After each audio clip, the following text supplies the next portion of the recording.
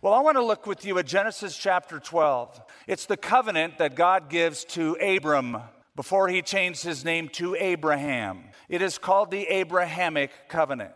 And in chapter 12, it highlights what we find out throughout the rest of Scripture, and that is that Israel, the nation that will come out of the loins of Abraham, is at the center of God's prophetic calendar. Always has been, always will be. Israel is at the center of God's prophetic calendar. When we get to Daniel chapter 9 and we have what's called the backbone of prophecy, the revelation to Daniel is that 70 weeks or 70 periods of 7 are determined for your people and for your holy city. In Matthew chapter 24, Jesus is overlooking the city of Jerusalem with his disciples as he gives them the end time scenario, the future of the Jewish nation and the future of the Jewish people. The prophet Zechariah declared that all the nations of the earth will gather together against Jerusalem. In an ancient commentary, a Jewish commentary called the Midrash, it states, the land of Israel is at the center of the world. Jerusalem is at the center of the land of Israel, and the temple is at the center of Jerusalem. What they simply wanted to state is that that Temple Mount, those 35 controversial acres of land, are at the very center of God's prophetic plan throughout history, including Jerusalem and the land of Israel. Now, God makes, in chapter 12 of Genesis, some very direct promises, 4 unconditional promises.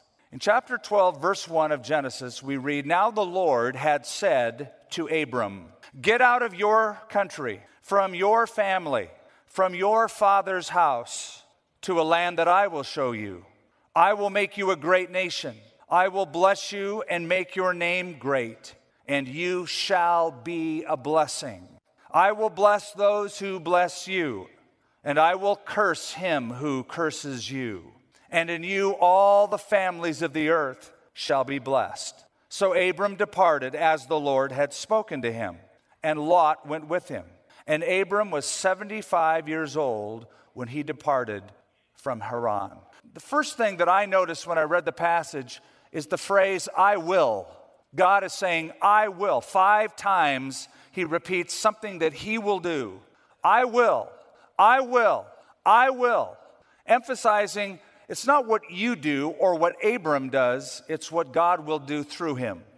I remember just as a boy, those words of President John F. Kennedy when he addressed the nation and he said, if you recall, ask not what your country can do for you, but ask what you can do for your country.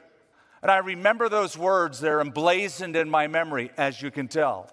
But when it comes to what God says in his word, he never says it's what you can do for me. God's message is watch what I'm going to do for you and in you and then through you. And so it was with Abram.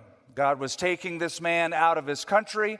He was going to develop him into a family and eventually into a nation.